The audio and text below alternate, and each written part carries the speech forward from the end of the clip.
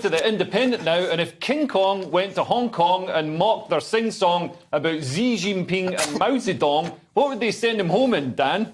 I do not understand anything you just said, but I love this story. I'll get the good ones. This is quality. Hong Kong teen sentenced to 3 years in prison for mocking the Chinese anthem. So a teenager from Hong Kong has been sentenced to 3 years in detention for mocking the national anthem and making fun of the Chinese flag in videos. Local media reported that Chin Hu Chun has been sentenced to 29 offences posted on YouTube over 28 months, and he's been accused of criticising the Chinese leader. Now, listen, he should count himself lucky that he don't live in England, because he would have got more time for catcalling and wolf whistling than that. Yeah. You know what I mean? Or retweeting a limerick. This is meant to be a surprising story here, because he's getting time for taking the mick out of, their national anthem, when at the moment you can get arrested for wolf whistling. So. And with the online safety bill coming through Parliament, I mean, we'll have similar sentences possibly being awarded to people who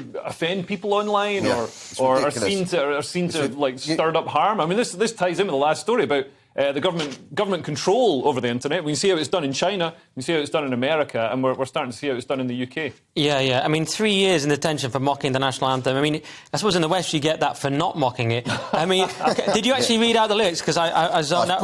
It says that the real lyrics were, "Stand up, those who refuse to be slaves, with our flesh and blood. Let's build our newest great war." But he changed them to, "Late, I'll take you around the world. I ride on the Godzilla, and my mum says I'm really a freak."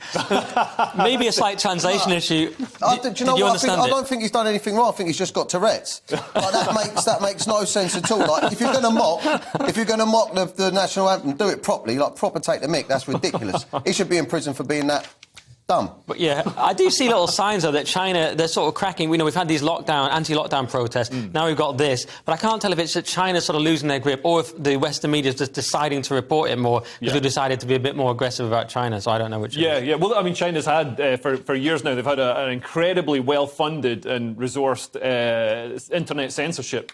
Actual human operatives who go like each member of staff will have like a 30-second segment of their equivalent of Twitter. I think it's Weibo or whatever. And so they go through it and they look for not just keywords, but also anything that's codified. So, people will use anything like a blank sheet of paper. They use different codes to signal censorship, things they're not allowed to say.